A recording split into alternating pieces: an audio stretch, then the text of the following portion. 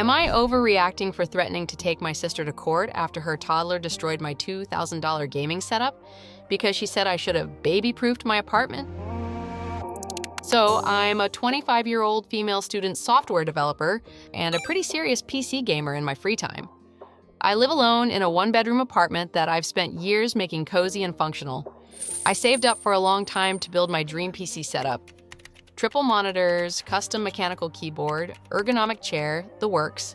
Altogether, my rig is worth a bit over $2,000, and I take care of it like it's a damn child. Last weekend, my 30-year-old sister asked if she could crash at my place for one night because her apartment was being fumigated and her husband was out of town. She has a 3-year-old son, Max, who's, let's say, spirited. I love him, but he's a little chaos goblin. I hesitated, but she swore she'd keep an eye on him and that it'd just be for one night. They show up Saturday afternoon, and immediately it's clear she wasn't kidding about Max being a handful. Within 10 minutes of arriving, he'd pulled 4 books off my shelf, thrown my houseplants on the floor, and spilled juice on my area rug. I tried to stay chill. He's 3, I get it. But I asked my sister politely to please keep him out of my office, where my PC setup is. She rolls her eyes and goes, "He's just exploring, he's curious, it's normal." But she closes the office door anyway. Cut to Sunday morning. I wake up to screaming. Max had apparently woken up before his mom, managed to open the office door, and decided my setup was his new jungle gym. He pulled down one of my monitors, cracking the screen. He stuck crackers into the PC tower's ventilation slots, I'm not kidding, yanked out my keyboard's keycaps and had colored on my chair with permanent marker. The cherry on top? He poured apple juice into the tower. Into it. When I tell you I went silent, I mean dead silent. My sister comes in, sees the damage, and just says, "Oh no!" in this incredibly flat tone like someone knocked over a cup of coffee. I start freaking out, and she has the audacity to say, "You should have baby-proofed the room if it was that important to you." I lost it. I told her that. 1. She knew he wasn't supposed to be in there. 2. This is my space, not a damn daycare. And 3. Baby-proofing a $2,000 gaming setup is not a standard requirement for adults living alone. She told me to calm down and said that he's just a kid and stuff is replaceable. I told her she could replace it then. She said she didn't have the money right now, but maybe in a few months she could give me a few hundred. I told her that wasn't acceptable and that she needed to take full responsibility. She left in a huff, and now my whole family is blowing up my phone. My mom says I'm being materialistic and should understand that my nephew didn't mean it. My dad said I should have locked the door if it was that important. My brother actually said, "Why do you even need 3 monitors anyway? That's kind of overkill."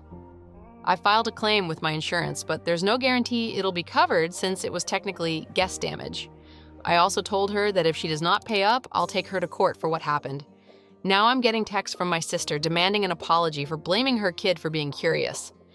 I told her I'd drop it if she covered the cost of repairs and replacements, or at least met me halfway, and she blocked me. So, am I overreacting if I take my sister to court over this? Comments. The fact that her child is such a brat is a direct reflection of the mother's personality. I never did this shit at 3. None of my friends did that shit either. The only children I can think of that do shit like this, their parents were absolute fucking brats at the same age. Another comment says, "She should absolutely have gotten up with her child. Who lets a 3-year-old run riot on their own in their house, let alone anyone else's?" And another comment says, "If she didn't get up, how did he get the apple juice and into the room?" Am I the asshole for buying a $50,000 guitar for $4,000 and refusing to sell it back when the buyer found out the real value? This happened a while back. My wife and I still talk about it every once in a while. She's on my side and most of our friends and family are. However, when it happened, it was like World War III between us and her coworkers and others. I've been playing the guitar for 22 years. I know guitar values and whatnot very well. I'm very into the guitar market. At my wife's old company, she was hanging out with coworkers one day after work, and she mentioned that I play guitar. A coworker who I guess is very popular at work said that his dad passed away and he was selling his dad's things. His dad had a guitar and asked my wife if I'd be interested in it. My wife texted me and I said to have him send me the info on the guitar and the price. The next day, he texted me the pics and price. It was a 1952 Telecaster in mint condition. He had the original receipts, which was crazy. That's how I knew the date. I asked what he wanted for it, and he said he looked up Telecasters online and he thinks $4,000 is fair. I texted back, "I'll take it for $4,000," and went to pick it up. The guitar had no sentimental value to him at all. Here's the issue at hand. The guitar is worth approximately $50,000 depending on the buyer, and I knew it. When I got the guitar, I told my wife the price and what it was worth. She was floored. Fast forward 2 weeks, her coworker tells my wife he just found out what the guitar was actually worth from a family friend and wanted it back. She said, "Well, he really likes the guitar and he knew it was worth $50,000. You offered it to him for $4,000. He really likes it, and I doubt he will sell it back, but you can ask." Probably not the smartest thing for her to say, but she was caught off guard and it's not her fault or problem. He contacted me and asked to buy it back. I said that it's not for sale. He then said I scammed him and he was going to sue me and take my wife to HR for being a part of the scam, which was nuts, but he actually did contact HR. They were cool about it and said it's not their problem. It's between him and me. Over the next few months, he made things very uncomfortable for my wife at work. He would bug her constantly about it. She eventually had to go to HR for harassment, and they actually let him go. She complained twice, and he was warned and didn't stop.